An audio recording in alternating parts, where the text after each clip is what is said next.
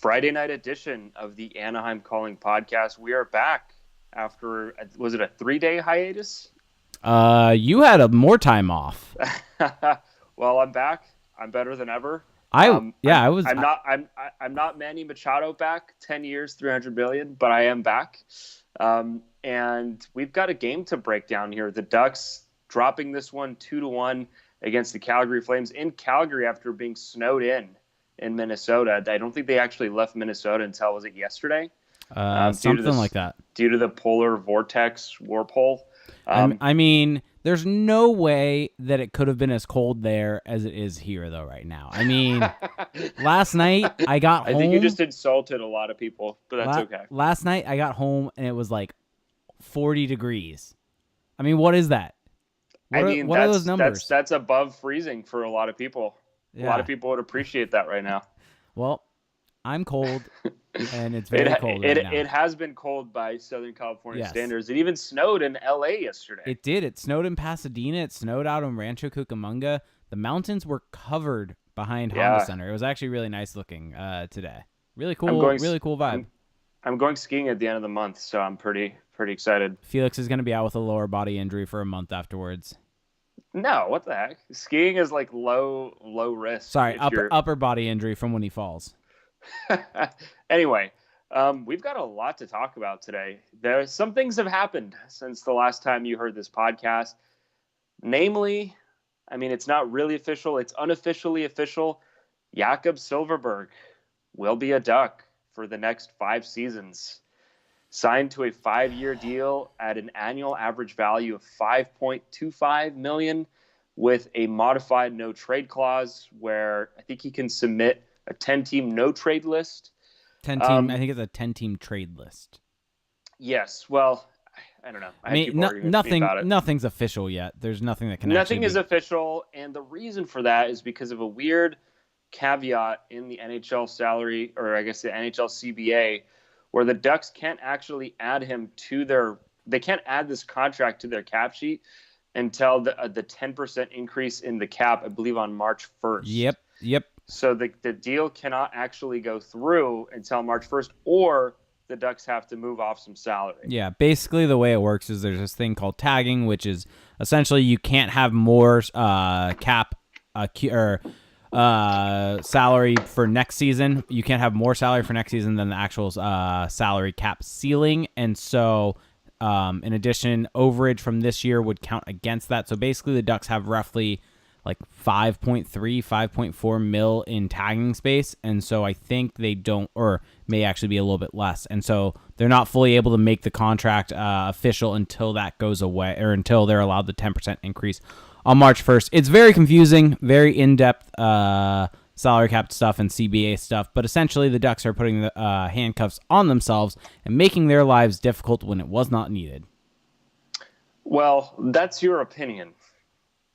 That is definitely my opinion. I wrote an article on my opinion, which I kind of broke down my thoughts, but I can give you my thoughts again, Felix, if you want them.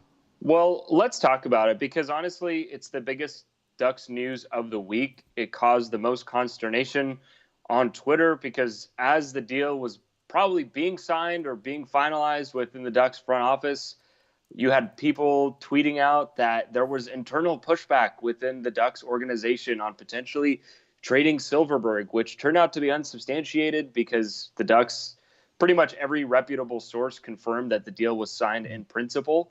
Obviously, nothing is official until we have the contract added to Cap Friendly and the Ducks tweeting it out. What was it? Helene Elliott said no ink, or the ink is not on the paper yet, so nothing is actually official.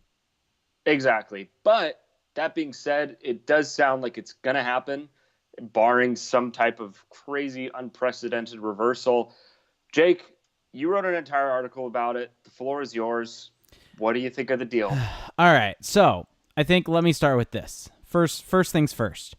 The contract is not bad per se. It's not great, but that's probably what he's worth. It may actually be a little bit of an underpay. At 5.25, that's probably where he's at. My concern is kind of a bunch of different things. First off, at 5 years, this deal is going to take him until he's about 32, 33. And we've seen it now with Corey Perry, with Ryan Kesler, with all these guys. Everyone's complaining about how much they're making because when you sign a guy at 28, 29, 30, the end of the deal, they're going to be making more than they should be, pretty much. They're getting paid for what they did at their peak production in their prime scoring years, and quite frankly, Jakob Silfverberg is leaving his prime scoring years. This is what he should be making on the open market. He probably would have gotten more, so that's not what I'm saying, that he's not worth this amount. But the issue is that by the end of this deal, they're going to be handcuffed because of it. And then you also have the tagging issue, which basically puts handcuffs on the Ducks. That's basically because of the Ryan Kesler deal, because of the Corey Perry deal, because of all of these deals, Cam Fowler, all these different deals, it makes their life difficult to sign this type of player. So now that they've signed Jakob Silfverberg to this deal, they're putting themselves in a bind moving forward with a team that, quite frankly, has money tied up in old players. So now, instead of just trading Silfverberg for a pick and then letting him walk, or trading for a pick and then not re-signing him, and then you free up that $5.25 million going forward, you now have to move assets out, and you're making your life more difficult. You can trade Cam Fowler. You can buy out Ryan Kesler. You can trade Adam Henrique. There's a whole host of moves that you can make, but you now have to make them to make your life okay. Because the Ducks right now, I think, will have about $6 million in cap space next year with 6 players to sign. So that's not exactly great. But let's just say you're fine with that. Let's just say you're okay with all those cap implications. You're okay with needing to trade different people. There are plenty of people that like Jakob Silfverberg, think he's a good player. We have one in our Twitch chat, Kim Pafu, who I got to say a big shout out to him for putting up and keeping on listening to us for me all this time, basically talking bad about Jakob Silfverberg and saying they need to move him. But if you're okay with that still, why would you not move him now? Why would you not move him and then try to sign him on July 1? Because let's put it this way. He only has a couple months left until July 1, until he's a complete unrestricted free agent where he could hit the open market and make $6 to $7 million. And he could make that money from a lot of different places would pay him because he's a good player and a commodity, and teams will pay for that in unrestricted free agency. He probably could have gotten maybe even a little bit more term there. So if he wanted to become an unrestricted free agent, why wouldn't he just wait for then? It's because he wanted to stay with the team, because he did like his life in Anaheim. He did like that. So why couldn't you approach him and try to say, hey, we're not going anywhere this year. We're not going to make the playoffs, or we probably won't. It's actually probably going to be more beneficial to you if you want to stay a Duck for us to move you, because that gets another player in, another prospect, another pick, something in the future that will help us, and it also gives you a chance to go and pursue a Stanley Cup, which undoubtedly is something that he wants to do. So why wouldn't you do that and say, we have this deal in place, let's hold off on signing it, and we'll just reassess it on July 1. Yes, there is the risk that he may like it at the new place, wherever he goes, or he may, because he's now at July 1, want to test the full free agency market. But my rebuttal to that would be, he's only a couple months away. If he really wanted to test unrestricted free agency, he would just wait. Like, he would definitely just wait for unrestricted free agency. And I saw Ken also mention in our chat, what if they're hoping that maybe if he doesn't live up to his deal, they're going to expose him to Seattle, and hopefully Seattle will take him. I don't think that's a mentality you take when signing this type of deal. I think that is a little bit too much of kind of thinking too far outside of the box, I guess, because you don't give a guy a 5-year deal with the plan of being, I'm going to expose him to Seattle and hopefully Seattle will take him. If that's your mentality, then you just don't sign him. Mm-hmm. Well, it's an interesting debate to have, because with Silfverberg, obviously, of all the guys that are signed long-term, I think he's probably on the most reasonable contract, because you can probably expect him to still be okay for the next 2 or 3 seasons. And then even if he really declines by, let's say, age 31, the deal isn't that bad. No. It's not going to look that terrible. It's not going to be Kesler, or, I mean, there's other names you could mention. It's not going to be on that level. But that being said, I see what you're saying in the opportunity cost. To me, Where I come down on the deal, it isn't so much with the long-term implications because I don't think they're that drastic. I think the issue is that this is a team that is now in a position to improve its long-term outlook this summer through the draft Yeah. and through acquiring different prospects. You got to get something out of this season. Just saving face and signing the guys who stood up when things were getting really difficult, that doesn't really do a lot for you. No one cares about the participation points in this league. And so why not just flip Silfverberg for, I mean, look at what these other guys are getting in the trade deadline. We'll have a bonus pod coming out Monday breaking out the entire NHL trade deadline. But you look at some of the deals that are being made, and Silfverberg could have gotten you something pretty interesting. And even if it's not a world beater, why not just do it and get another pick this summer, get another second? There was I think a tweet today from Scott Wheeler about how X amount of guys who are in the top scorers were out of the second round, right? Yeah. It's like a lot of teams are unwilling to flip a late first, but everyone's willing to trade their second round pick. And so I think that that's the missed opportunity more than anything. I don't think that the long-term implications are that bad. I don't even think they're bad. But now what's interesting, though, is that, yes, to your point, they will have a lot less cap space next summer. And with the tagging issue, with everything, this leads us kind of nicely into tonight's game. So Raquel. Really quickly, Go ahead. I do want to mention one other issue that I have with this deal is the logjam it creates moving forward. And this will actually be an even better God, this is about Troy Terry, isn't it? This is an even better transition to this game. You look at the depth down the right wing, and where is there space for the guys coming up? Where is there space? We see what Troy Terry can do. Where is there going to be space for him? You know what, though? You know what I have to say to that? What? Those guys can make the space for themselves if they're good enough, right? If they come into camp and play the lights out, shoot the lights out, then they're gonna have spots on this team. That's the way the NHL works. So I don't necessarily buy that Silfverberg being on this team is going to hold back Troy Terry's career. If he comes in and plays, he's going to force his way onto this team. But my point is, though, how many players there are on that right side, because you have Corey Perry, you have Jakob Silfverberg, you have Troy Terry, you have Kiefer Sherwood in the AHL, you have Andre Kasha, you have Patrick Eves even still under contract. Well, two of those names are near. I mean, look, Patrick Eves. Are we really factoring him into the equation right now? No, not okay. Really. What I will give you is that Perry, Silfverberg, and Kasha, those are clearly going to be your top three right wingers in the near future.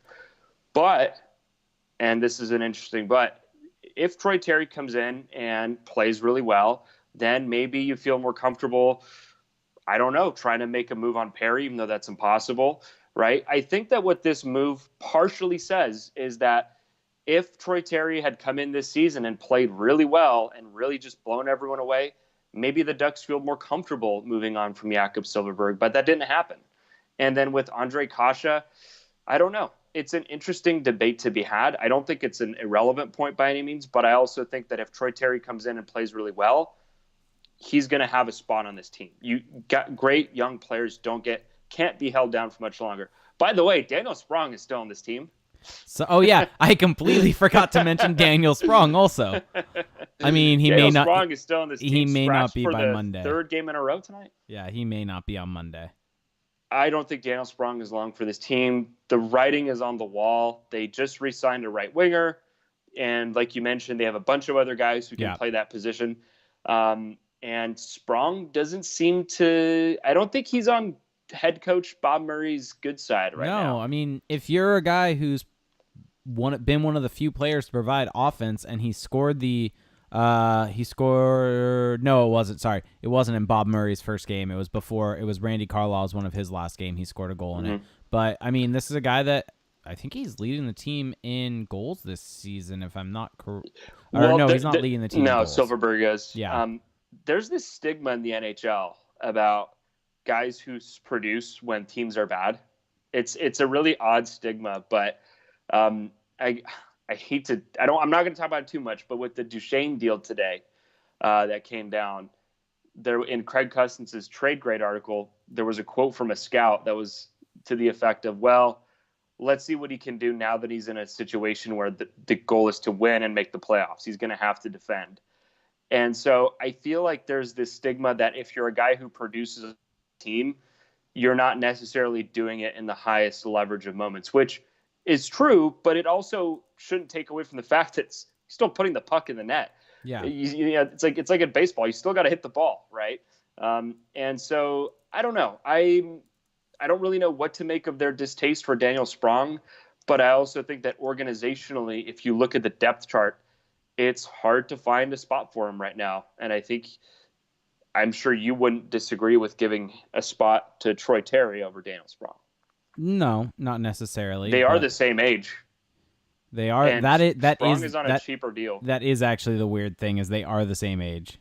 Yeah, well, Troy Terry looks like 5 years younger than Daniel Sprong. But so it brings us to tonight's game in an interesting way, because before tonight's game, it was announced that Ryan Getzlaf would be missing the game with an upper body injury. Yeah. And what was interesting about that wasn't so much the injury.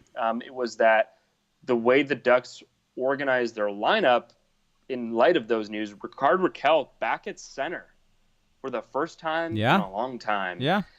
And what I find interesting about that is we talked about the logjam at right wing and the salary cap constraints. Is this a little audition for Rickard Rakell at center if, let's say, you want to move a salary for a centerman, starts with an Adam, ends with a Henrique? It is. It was mentioned to me by, I believe, let me just confirm their Twitter handle, Jordan Cassidy, I believe, asked me yesterday if I thought that maybe they would have look at moving Rakell back to center if they moved Adam Henrique. At that time, because that solves a lot of problems. It does, but it seemed like the team had moved away from the idea of Rickard Rakell as a center. It seemed like they moved away from that idea halfway through last season and never decided to ever think about going back to it. I mean, remember last year we had Derek Grant as a first line center and Rickard Rakell not playing center at all? He was on the wing. I think it's interesting with Rakell at center because we're probably reading into it a little too much, but what I would say is that I like him at center better because he gets the puck more. I mean, as a winger, as an off-wing winger, I find him a little more limited. I want to see Rakell having the puck on his stick, entering the zone and making plays. That's always been the advantage to Rickard Rakell at center. And if you can shift him to center, then you have more flexibility on your right side, and I think the team looks better with Rakell at center. I mean, you think back to what would have been Bruce Boudreau's last year, so the 15-16 season, you had kind of a two-headed monster on the team in terms of lines with Ryan Getzlaf and Rickard Rakell down the middle. You had Getzlaf on the top line with Perron and I think Chris Stewart, and then you had Rakell with Perry on the second line with, I believe they had kind of Jamie McGinn and a couple different people on that line, and it gave the Ducks more depth because it spread out the scoring, and Rakell and Perry had good chemistry together. But it's just weird because it's odd to me that they kind of got to this idea that Rakell wasn't a center anymore, that wasn't something that they wanted to explore. And it's funny that now that Randy Carlyle is gone, maybe that was simply a Randy Carlyle idea, and maybe Bob Murray wants to put him back because think about it. I don't think Bruce Boudreau ever played him at the wing.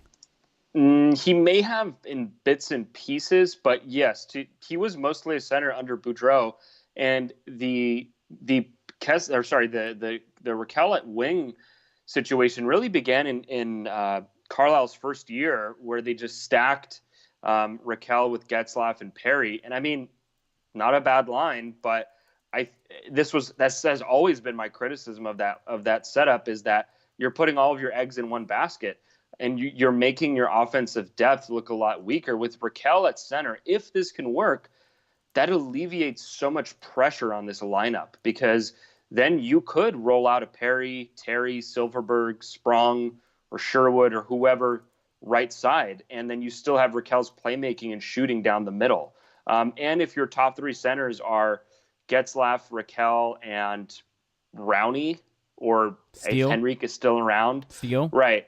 Tell me what you think about this. I think that I'm starting to think the Ducks are going to be pretty quiet on Monday, but I feel like if there is one name in play, it might be Adam Henrique. Yeah, and I mean, do we want to do our recap, or I have some thoughts on this that I can jump into?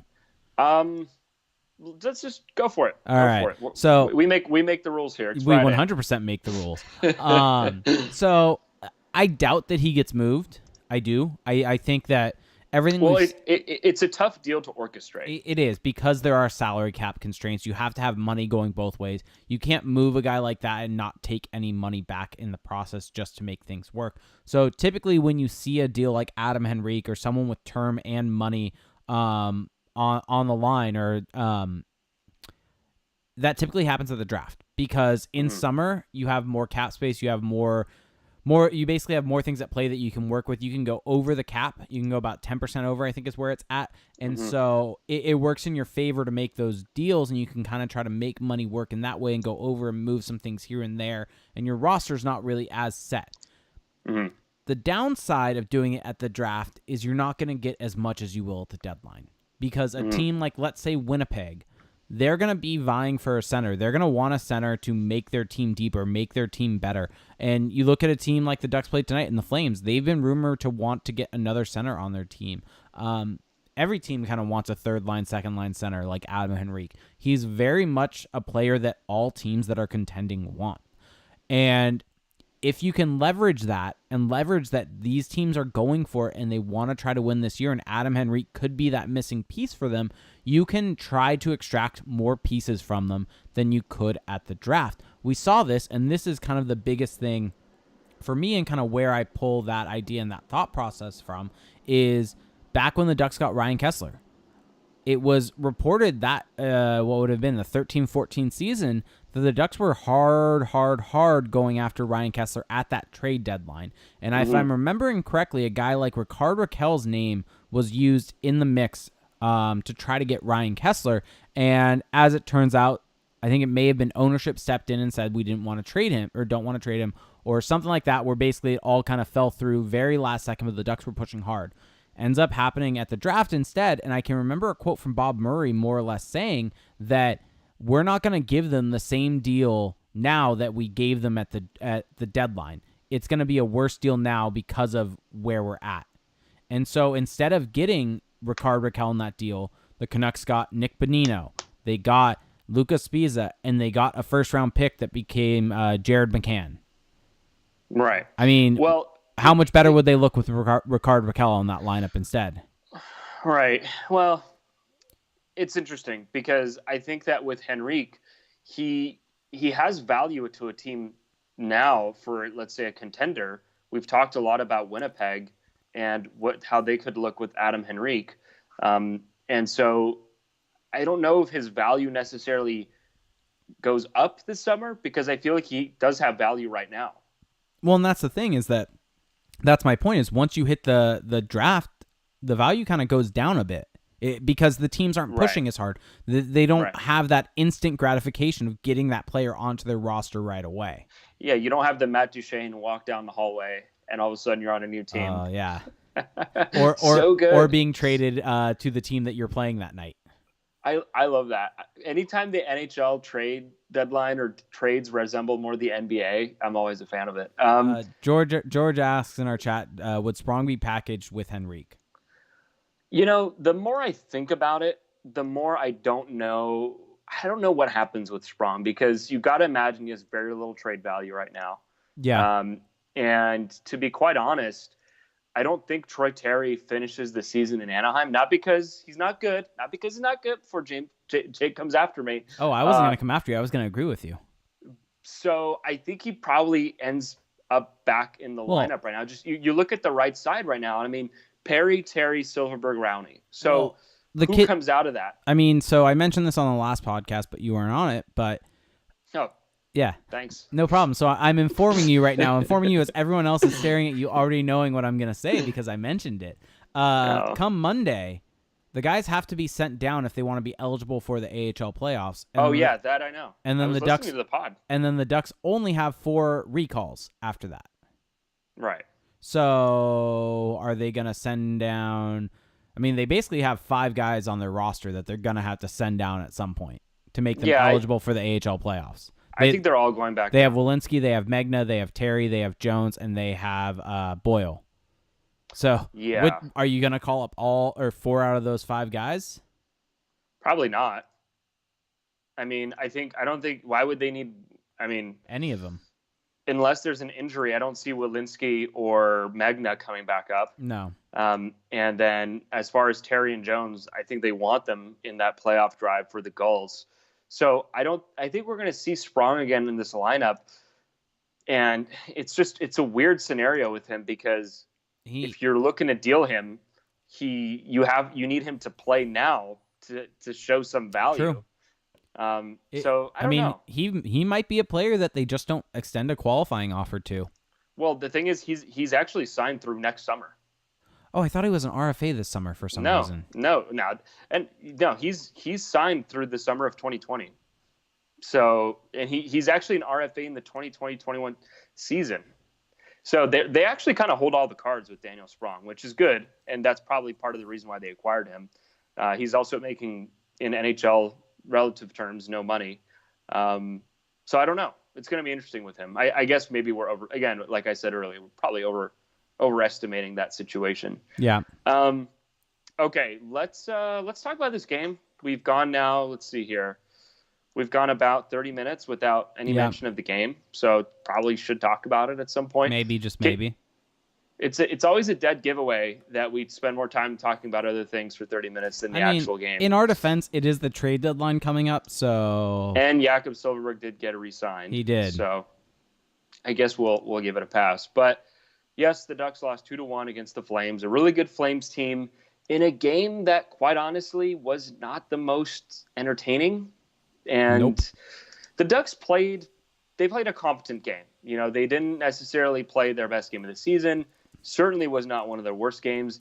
They just played a hockey game without their best forward, and they probably could have won if the bounces go a different way. Fair to say? Yeah, I don't think they win this game every time. Maybe no. 3 out of 10 they'll win, but I think there's a world in which they win this game. Yes, there is a parallel universe where they win this game. And so, the first period, it didn't feel like a lights out period for them, but they played okay. In the early going, the Flames had a really strong power play and probably could have scored 2 goals in the first 5 minutes. Yeah. Devin Shore took a penalty, I think, was it 14 or 16 seconds into the game? Something like that. Yeah, and funnily enough, he's not the one who went to the box. Derek Grant did. You know what's really weird? Why is Derek Grant still playing center? Because Carter Rowney is on this team. Carter Rowney is playing on the wing.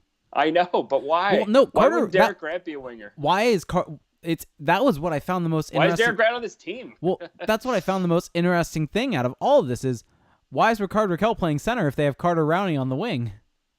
Yeah, it's really the NHL and centers is the most. It's both the most entertaining and annoying debate I think we have today. Is this guy a center? What is a center? It's just anyway. Yeah, I could talk about that all day. But first period scoreless, snooze fest. Second period, first goal of the game. Calgary Flames point shot hits Jacob Magnus' skate and goes through the legs of Ryan Miller, who had been having a pretty solid game up to that point. And they would break the tie middle of the second period. Derek Grant, he who I was just openly criticizing, buries a nice chance created by Carter Rowney, who, of course, you guessed it, goes and steals the puck from Mike Smith behind the net, who needlessly plays it when he has 3 skaters around who could have done something. Rowney plays it back to Derek Grant. Grant is able to bury it, goes in. I just love when Mike Smith gets punished for making dumb decisions like that. But that would make it a tie game. And at that point, the shots were 12-12 apiece. And you had the feeling that the Ducks had a chance to win this game. Yeah, they definitely did. And I think the game was weird. This is jumping ahead to overall thoughts a little bit, but it was weird because it felt like it was really the Troy Terry, Max Jones, and Adam Henrique line was the only line that could really generate anything and had consistent zone time. Also, whenever they were on the ice, you knew something fun was going to happen in a good way, whereas whenever anyone else was on the ice, it was going to be kind of boring and slow. Maybe that's my personal bias and my personal opinion on Troy Terry coming through. But Max Jones also looked really good. But, I mean, the Ducks definitely at this point in time were in this game. It was 1-1, and they were doing a good job of stifling the Flames' chances. They were keeping them to the outside, and I mean, the broadcast, I mean, you could have been drunk if you were taking a drink every single time the broadcast crew mentioned protecting the house on this broadcast. Because, shot quality, baby. Yeah, the Ducks were really kind of allowing the shots from the outside, forcing point shots, and really kind of accepting the game, but not allowing high danger chances in the process. Right. Yeah, they're just letting them shoot from the outside. They want them shooting from there. I love that. That's like the height of team bias. Yeah. But anyway, so third period, again, really one of the driest periods you will see. Really the thing of note in the third period was you saw Ryan Miller go down in the butterfly, and it looked like he tweaked his knee, and I believe it was the same knee that had been giving him issues. And Brian Hayward just immediately diagnosed that it was an MCL issue. I don't know if you caught that. I did a little. Like, yeah, it looks like his medial collateral ligament just got flared up. And it's like, okay, sure, Dr. Sure, Hayward. Sure. But so then the camera kept going to Kevin Boyle on the bench, and Miller, you could see he was a little uncomfortable, but at the same time, he stayed in the game. So whatever was ailing him, I mean, he stayed in the net in a close game. So I can't imagine it was that bad. I feel like it was a little blown out of proportion by the broadcast. Yeah, it definitely felt like it was, because it didn't look like he was it didn't look like he was slower on his reads. It didn't look like he was in bad positions. I mean, it didn't seem like it was hampering him at all. So it kind of felt like they were speculating a little bit too much. I mean, if you looked at his face a little bit when he was standing up, you could see him wincing. He looked uncomfortable. But yeah. That's really diving deep to say he's flared, something's flared back up and he's hurt again, such and such. Well, my favorite thing is just that he spelled out MCL instead of just saying MCL. That I don't know why I enjoyed that so much, but anyway. Okay, so late in the third period, the Flames would break the tie, and you guessed it, Brandon Montour gets caught pinching. For whatever reason, he goes to dump in the puck and tries to go pursue it when he's literally the only Anaheim skater on the ice. You probably want to hang back a little bit in that situation. And, of course, the Flames, being the potent team that they are, immediately turn defense into offense. They go back down on a 2-on-1. And this is a really frustrating play from an Anaheim standpoint, because you had three guys who were they got caught on a bad change, basically. You have three guys who misread the situation and started going towards where Montour was instead of recognizing, hey, if this gets turned over, we're screwed. And so that's exactly what happened. It turns into a 2-on-1. And you have Derek Grant, Brandon Montour, and Devin Shore all skating back. And not one single guy of those three is able to apply any pressure. And the Flames are able to convert on a 2-on-1. That being said, it was a little lucky because Andrew Mangiapane.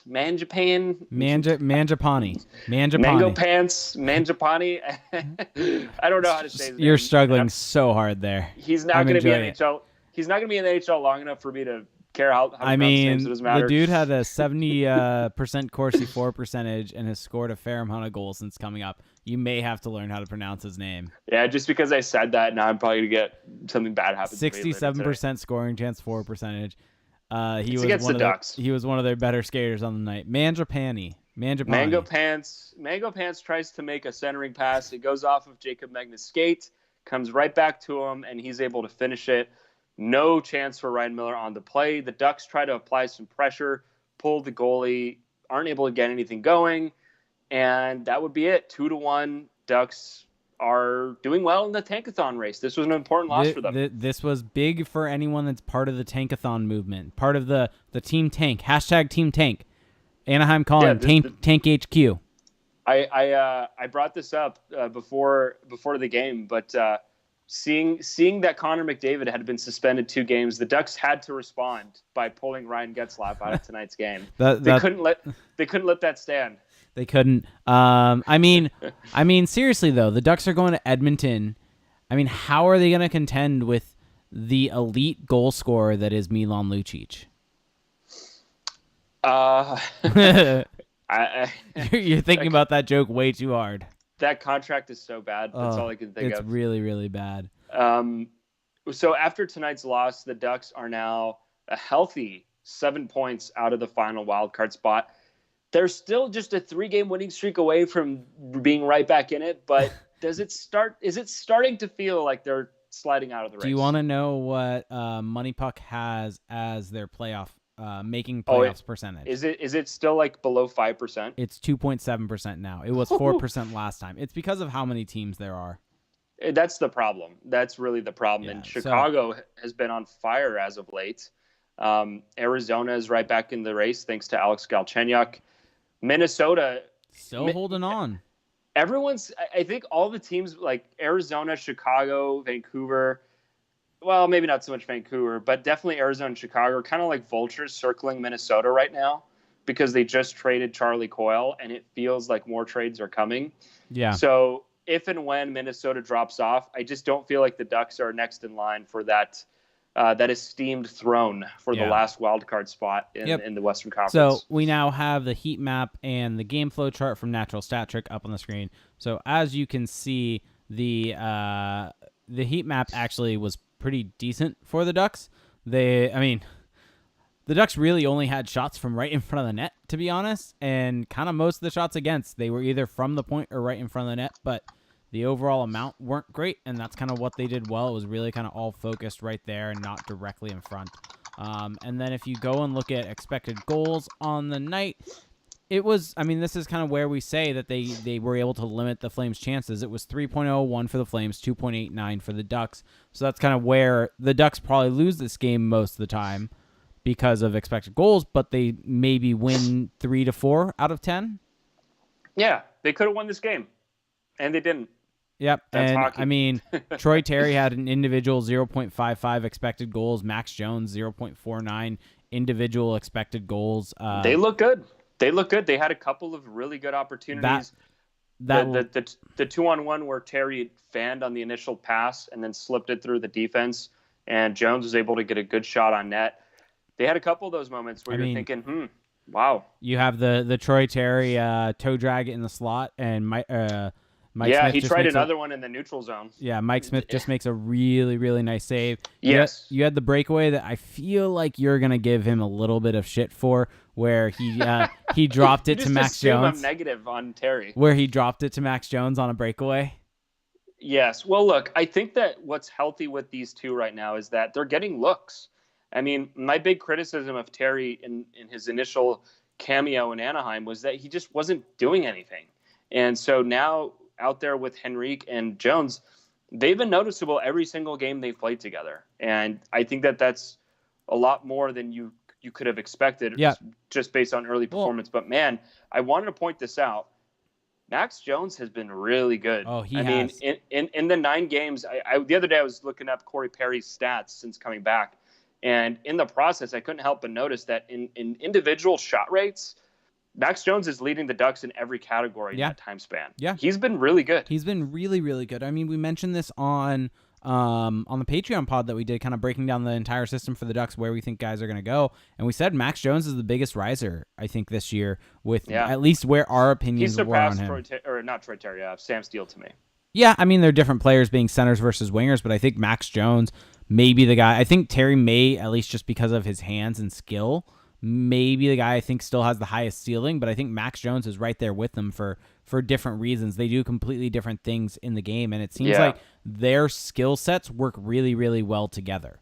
And because Jones is more of a puck retriever, but he also has the high-end skill and hockey sense to play with a guy like Terry. Here's a question. And it creates space for Terry as well, which is important. We've made the comments on Terry and Jones that their ceiling is to be a first-line player, but they're not going to be stars or elite level talent. Mm-hmm. Has anything in these past couple games, and granted it is a small sample size so things can change real quick, has anything changed that for you? It's so hard to quantify this stuff, but I do think that at least for Max Jones, I'm pretty confident he's going to be a good NHL player.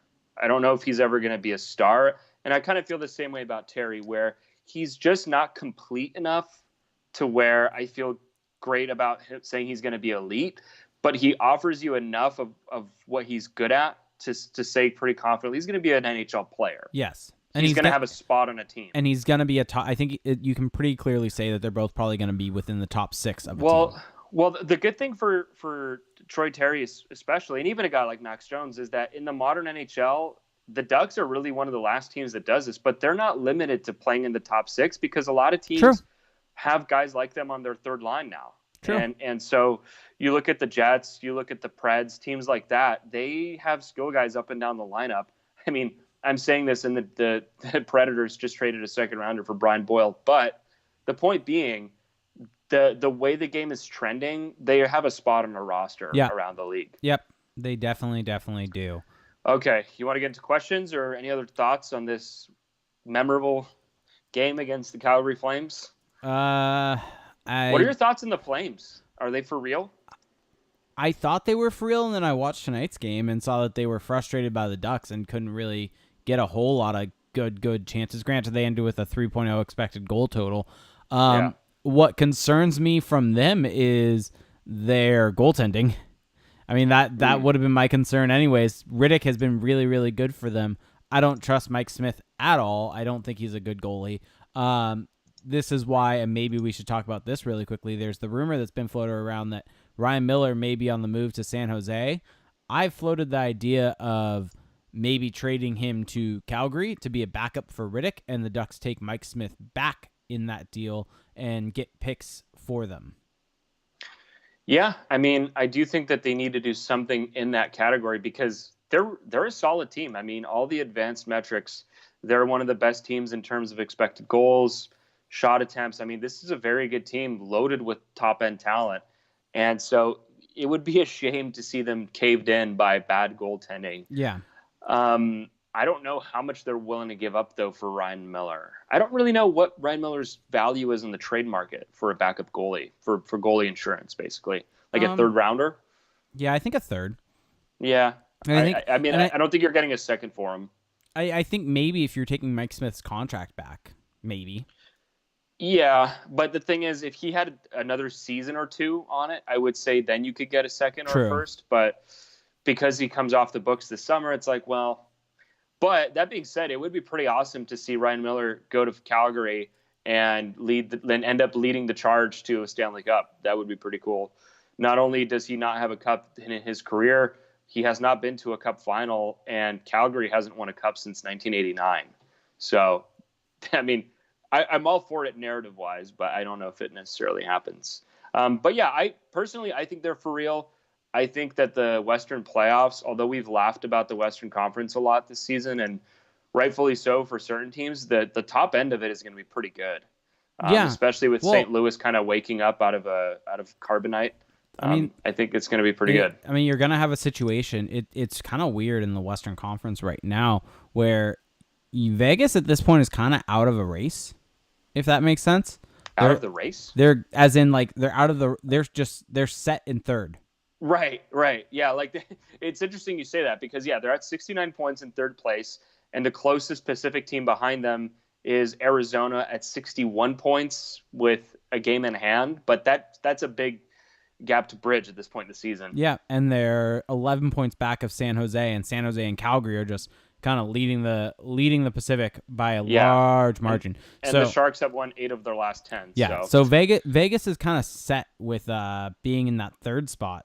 And you have... Not until they get Mark Stone. And you have St. Louis. I mean, Nashville and Winnipeg are pretty much set as the 1-2 punch for the Central. And so at this point, you have Winnipeg and Nashville essentially playing for who's going to play. I mean, if St. Louis keeps us up, for who's going to play who's not going to play St. Louis. Who's going to get to practice on a punching bag in the first round. Yeah. And so essentially the 1 seeds, this could be the first year where we see it where there's been plenty of times in the past where some teams don't want to be the 1 seed because they want to play the team that's the third place team in their division because that's a softer matchup. Right.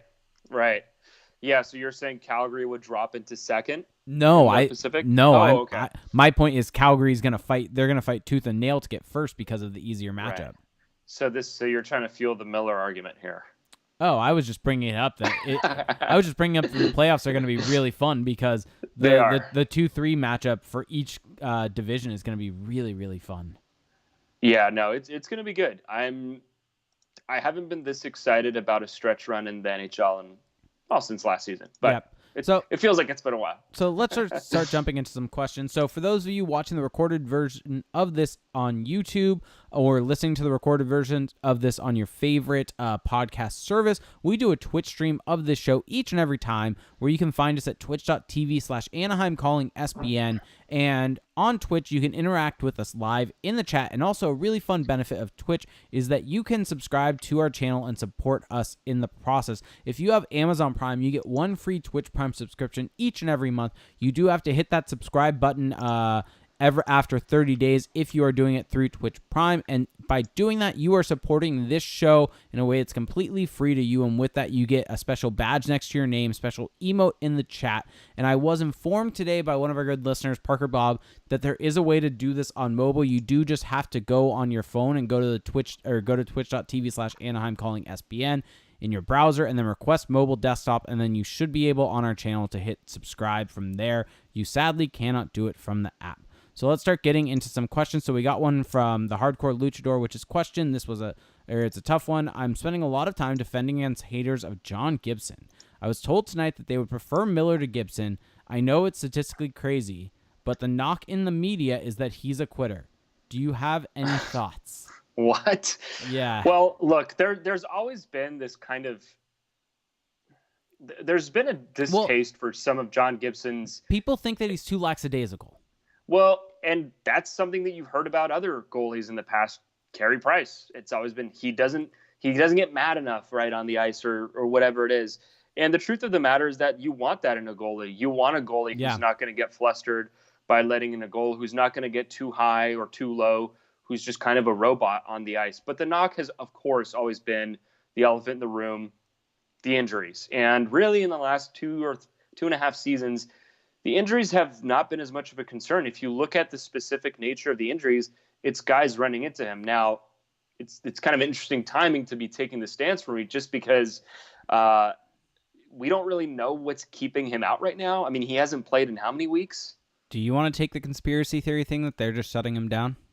Oh, well, you beat me to it. I mean, I think that that's part of it. I think that if they were legitimately in the race, he'd probably be playing right now, because that's just what they do with him. They make him play through stuff. Well, I don't want to say they're making him play through stuff, but if he has the ability to play at 90 or 85%, he'll do it.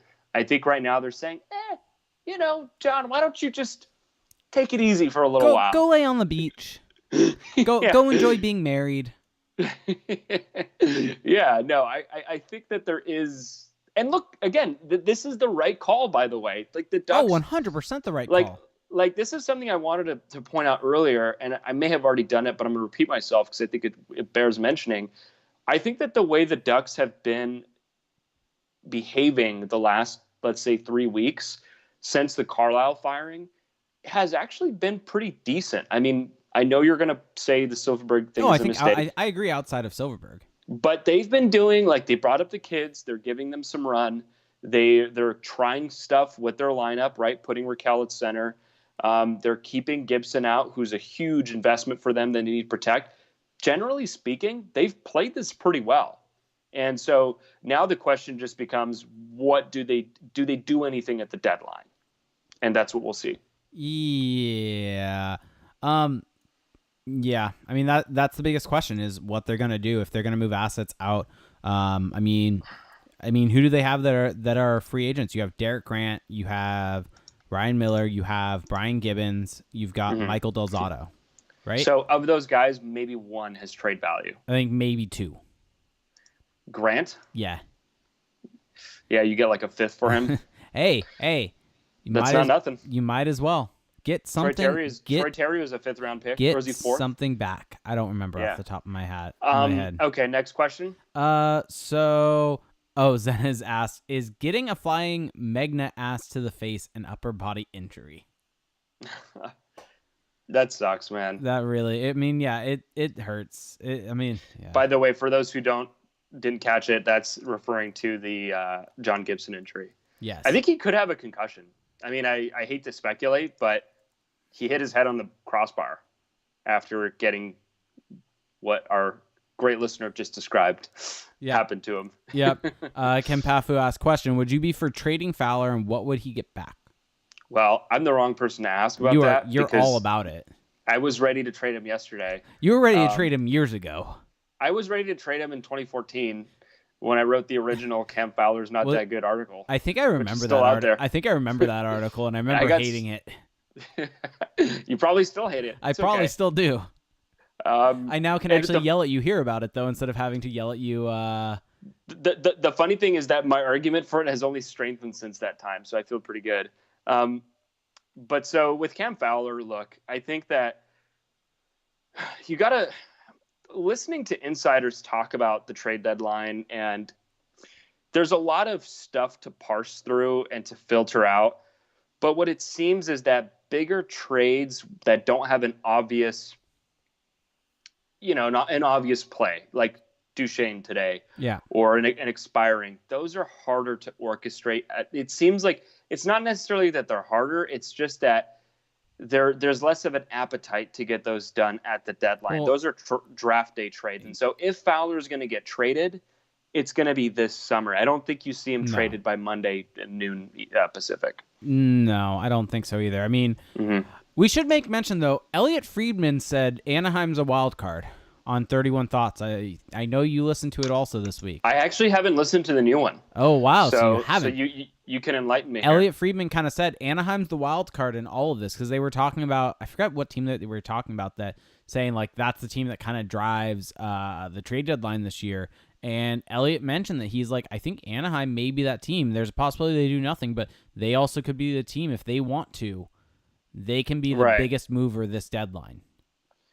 And granted, they could be. That is if they want to, but the fact that it's even mentioned means that there is some possibility. Well, Tyler Della put it pretty well on Twitter, where it's like insiders tell, like whatever they're saying is only about 15% of what they're actually hearing, right? Yeah. And so for Elliot Friedman to say that, it means he's heard enough to make that little mention. It means that there's more to it. Doesn't mean that it's going to happen, but that there's some buzz. So there was also the TSM Bobcast that had Bob McKenzie, Darren Drager, and Pierre LeBrun on it. And there was a really interesting question that was posed to them, asked, do you ever feel like someone who's giving you information is using you? And to which I think they answered yes. Yeah, they pretty much said yes, and you have to be wary of that sometimes. And that's part of it, but that's why you have to verify with multiple different sources on different things. Think about it. That's why you see certain reports that sometimes make no sense or seem contradictory. Insiders or people within the game, people within any industry, you see this in politics, know that they can use the media to potentially gain an advantage. And so when you saw the report on Tuesday, I think it was, or Wednesday, this week has flown by, but that Silfverberg, there was some pushback on him being traded. Do you think the person that said that to the reporter said it with, because it was hard fact, or because maybe that's what they wanted to get out there? The interesting thing with that is that came out after the reports were that he was signed. So to me, that was someone using that person to get something out there. So like another team, you think? No, it could have been someone within the organization that just didn't agree. I just think that you have to always ask yourself, unless it's a hard fact or it's something that kind of jives with the general narrative, you have to ask yourself, where is this coming from and who's putting this out there? Yep. And the reason why you have to trust certain people over the others is the ones who have access to agents as well. Yes. Big thing to keep in mind there. Yes, because I think a lot of these in-the-know people that we see, like Elliot Friedman, like Pierre LeBrun, they have the agents. They also have sources within different organizations that they get information from. I mean, Bob McKenzie, I think he said it on one of his podcasts, but that his morning routine is he checks in with sources from all 31 teams every single morning. Yeah.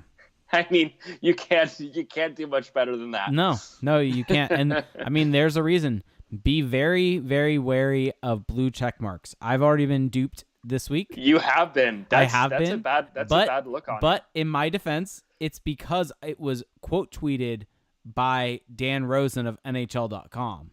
So I saw his comment on it, and didn't look at the quote tweet fully. I just Happens saw. to the best of us. So, and CJ got duped also thinking Panarin was traded to the Islanders by that's a bad one. By TSN Bub McKenzie. Bub. Yeah. Well, there's a reason Bob McKenzie's the Bob father. Also, I want to make mention before we hit these last couple of questions that we have. We have a game going on between me, you, and Kyle Keekanap, where we drafted teams, where each of us drafted what would have been 10 teams each. And if our teams make a trade with another one of our teams, you get a point. And the Washington Capitals are the 31st team, so if they trade with one of our teams, we get a point. The standings, as they currently sit, since we started this deal. Kyle 0. Kyle 0. Felix Sicard 1. Jake Rudolph 2. Do you want to say what the trades were that we got right, or that we got? The trades that I have on my list are, what was it? Nick Jensen to Washington. You've gotten really lucky. So I want to break down the rules of this game because I was not actually told them. That is such a lie. I have proof. I will tweet out proof of you saying, okay, cool to the rules. So Kyle, Jake, and I did a draft in our chat. We went team by team. But what I didn't know, I thought that it was, okay, if that team that you pick makes a trade, you get a point. I clearly said they have to trade with another team of your team. Was that you have to have both teams in the deal. I just want to put that out there that I was misled. And then the 31st team is an all-time team. Yes, and so Jake has gotten really lucky because Washington is not on it. I mean, it's technically on everyone's list, but it's not like he drafted them. So you should have that should be half a point. No, honestly, it's not. We agreed to. You can't. So if you think about it, if you get 1 point for two teams making a trade, then one team is worth 0.5. This is great podcasting right now, but Kyle and I did this game last year, and then Felix last second wanted to jump in, and now he's trying to rewrite the rules. I'm not trying to rewrite them. I'm just trying to. I'm trying to adhere to the spirit of the rules. But so I'm an original intent guy. I'm currently winning. But I nailed the Boston Minnesota trade. Nailed it. So even though they pulled the wool over my eyes and they tried to mislead me, I'm still in the race. Just want to put that out there. I think it's worth knowing. But Kyle 0. Yes. We can all agree that Kyle has 0. All right. Okay. All right. What other questions? C. Ortega 999 says, out of the bottom 6 forwards, who do you see moving, if any at all? Bottom 6 forwards. Grant. Well, Adam Henrique is a top 6 forward, so I guess he doesn't fill this prerequisite. I would say that of the bottom 6 guys, there just aren't very many guys that have trade value. Yeah. The guy who surprisingly has sprouted up from the ground like a fresh blooming flower is Nick Ritchie in the Athletic article today. That's weird. I wanted to mention that. It is weird. That makes no sense. Why do you think it's weird? It's weird because he's actually been good this year. Nick Ritchie is actually good.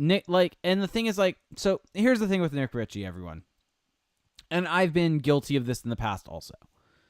It's hard to forget his draft profile. It's hard to forget that he was drafted 10th overall. But at this point in time, that is what it is. You're not going to change where he was drafted, and you need to look at the player that you have and the money associated with that player and where he's going to develop and move forward. And as of right now, for what he's making and the role he's in, Nick Ritchie is a perfectly fine player. He is currently at 8 goals and 17 points or 17 assists for 25 points, and is set to essentially he's gonna break. He should break his regular season point total this year in less games than he's played in any other year, and so he'll be on a better pace than he's been on.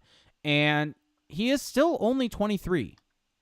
25, I think, is your... a lot of people have done some research and found out that 25 is the prime age or prime scoring age for a player. So he still has some time and could develop into a 40 or 50-point player, which, as we talked about on the top of the show, Jakob Silfverberg, 40 to 50-point player. Granted, does a lot of stuff on the defensive side of the ice that Nick Ritchie does not do, but that is perfectly acceptable and is very valuable to a team. Right. Well, the thing with Nick Ritchie that's interesting is that if he's truly a name that's being floated out there, it makes sense in the sense that the Ducks don't have very many tradable or easily That is true. tradable guys. That is a good and point. So if you're looking at guys who you can flip, he's higher on that list because he's locked up in the short term and he doesn't cost a lot of money, and he's a guy who you could talk yourself into being an appreciating asset. But the weird thing with him is, but he's one of the positives on this roster, and he's he's not a guy I would trade, and he's gonna be a positive moving forward. He's not gonna get worse in the next couple of years. He's just gonna get better, and that's the type of guy you want in a rebuild. So he also leads the team in minors per 60 at 5-on-5. I love that because it's just so consistent. Oh, great. Oh, God. No, I mean, it is interesting, though, that would be mentioned by the Athletic guys because obviously they're sourced up. I don't know if they were just throwing it out there. They almost mentioned every single player on this team. They mentioned Ryan Miller also. But that one makes sense, though. Completely. That one's been talked about. But Ritchie has not really been talked about. I mean, I guess he hasn't really had this season that maybe you would want to see him have after the contract dispute, but he has 8 goals in 44 games. I mean, he has 25 points in 44 games also. Yeah, and he's done it in 25 less games or 20 or so games less than last season or 30 or so games less than last season. He's on a 47-point pace. He's actually had a really good season. He's on a 47-point pace. I mean, like I said, Nick Ritchie is good. We're talking about Jakob Silfverberg and the value that he provides and all that different type of stuff. And you look at his point totals over his career, and I don't believe he's ever broken 40, or I think his high is like 42. Let me double check. His high is 49 points. 49. Well, with Nick Ritchie, it's interesting because I feel like he could be the left wing version of Jakob Silfverberg long term because he kind of they don't have similar styles, but they do similar things where Nick Ritchie is kind of I would call him a two-way winger, and I think I could see him hitting 20 goals in a season. They started using him on the penalty kill this year. Yeah, which I think makes sense. I mean, he wins battles along the wall, and he's gotten more mobile as time has gone on, and as things have changed with his body, and so I don't know. I don't understand why you would trade him. If you're trading him now, it's a sunk cost. You're going to get a second or third rounder, and he was a lottery pick. So it doesn't make sense to me. And I mean, obviously, that's not the reason you don't trade a guy if you just have to move him. But I don't think they're in that position. We should mention this. Ken brings us up that as we're mentioning Silfverberg, that he's never been paired with a guy like Getzlaf for most of a season, which is fair. But has Ritchie? I think Ritchie has been paired with Getzlaf. He's gotten a cameo. He's gotten the Stan Lee cameo next to Ryan Getzlaf. I wouldn't call it a season's worth though. Yeah. Anyway, all right. You want to hit these last questions? I think we're kind of out of questions. Dude, we have a couple. Oh, then you bring them up. You bring up a question to me then. Well, they're actually for me, which is why I noticed them, of course. Oh, of course. Let's see. This is from Zenez8. For Felix, do you think Fowler will look better in a more modern system? I think he will look better on a team where he doesn't have to do as much heavy lifting. So the problem is the team trading for him probably isn't going to view him that way. He's probably going to get put in a similar role. So I don't know. But I think he would look better on a more complete team that plays a more modern style. I agree with that statement. Well, generally. And that's kind of been our thought with wanting to almost try to keep the D pairs together or the D core together for next year to see what a new coach can do with them. Yeah.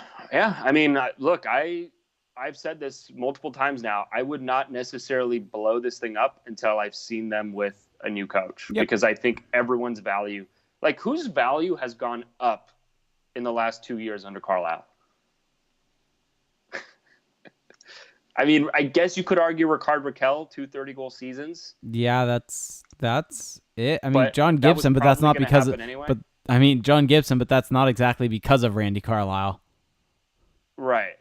I think that's going to do it. Hardcore Luchador is talking about John Gibson and the stink around him, that's a different story. I think that's it on questions. We already talked about that question, actually. Oh, shows how much you remember. Good work, Felix. I answer them. I answer the questions. Oh, Quack City 22, good friend Chad asked, do you guys get sick of talking to each other? I mean, I think that answer is a pretty emphatic no, given we do this podcast like 10 times a week. Oh, yeah, and we got more coming for you. We got a lot more coming. This weekend's going to be long. We've got 3 more over the next 3 days, pretty much. Yes. So let's go over here. So that we're going to wrap up. The Ducks do play tomorrow night against Edmonton in what should be a game of who wants to lose the most. I don't know what to make of that game. It is a tankathon matchup. The Ducks, I believe, are already on their flight to Edmonton right now. Makes I think sense. they were heading out right away from Calgary to Edmonton. So that should be an interesting game. We'll see what the lineup will look like tomorrow night. Maybe we get a Daniel Sprong appearance. Who knows? Maybe a Wild Sprong will appear. Sadly, we are at that point. And then Monday, the Ducks play against the Canucks. So another team, I think the Canucks are actually trying to make the playoffs. So that could be an easy one for the Ducks in terms of the tankathon race. And then the Ducks also play Wednesday against the Blackhawks. So it's going to be a busy next 5 days here. But most importantly, we will have a trade deadline breakdown or recap on our Patreon page. So if you're a Patreon supporter, just to break it down here, for $5 a month, you get 2 bonus episodes where we can go really in depth about different topics league-wide. We are not just limited to the Ducks, and although there's plenty of Ducks talk. But so we're going to do a trade deadline recap with our Monday pod from a Ducks perspective on the Canucks pod. But then we're also going to be putting out the same night a bonus pod doing a league-wide trade-by-trade breakdown. So that's going to be a lot of fun. And we're kind of trying our hardest not to talk about other trades on this pod because we're saving it for that pod. So if you're not a subscriber yet or a supporter yet on Patreon, the trade deadline is a great time to do it, to get one. Probably what's going to be one of our better episodes so far this year. Yeah. At least one of our most fun ones. I can't promise it'll be good because, I mean, we're involved, but it will be fun. We're going to have a good time with it. It's going to be talking about all the different trades from all the different teams in the league, kind of breaking down what the impact is on the league, if it changed the landscape, different things like that. There's already been a big trade that's happened that you and I have not talked about in the Matt Duchene trade that we're going to talk about on that show. I love it. And we both have thoughts on it. We both have thoughts on it. And we could, you and I, as we can definitely talk about things for a long time, we could talk for 20 minutes on that trade alone. Yeah, so it's going to be a good one. Make sure to go support. That's patreon.com/acpod. Go. It's trade deadline season. It's one of the most wonderful times of the year if you're a hockey fan. Yep. And then we also have the podcasts are all now on YouTube. And if you are watching this on YouTube or listening to a recorded version, go give us a subscribe and like the video on YouTube. That also does help out a lot. Every subscribe we get, every view we get really helps a lot. Every like we get helps a lot. So that's also a way for you to help us out. Absolutely. And of course, go check us out on the Apple Podcast app. Leave a rating and a review if you've been enjoying the show. Do we have any new reviews? No, I just took a look. Great.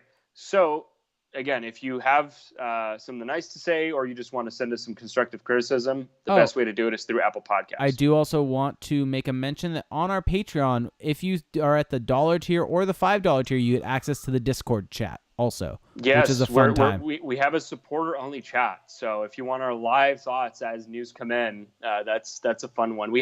It's not too crazy yet, but I think it'll pick up as the trades start coming in. And of course, check us out on Twitter. I'm on Twitter at Felix_Sicard. Jake is on Twitter at ReindeerGames91. AnaheimCalling.com and Anaheim Calling on Twitter. That's going to do it for us tonight, guys. Thanks a lot for tuning in, and we will catch you in about 24 hours after the Oilers game. Talk to you then. Bye.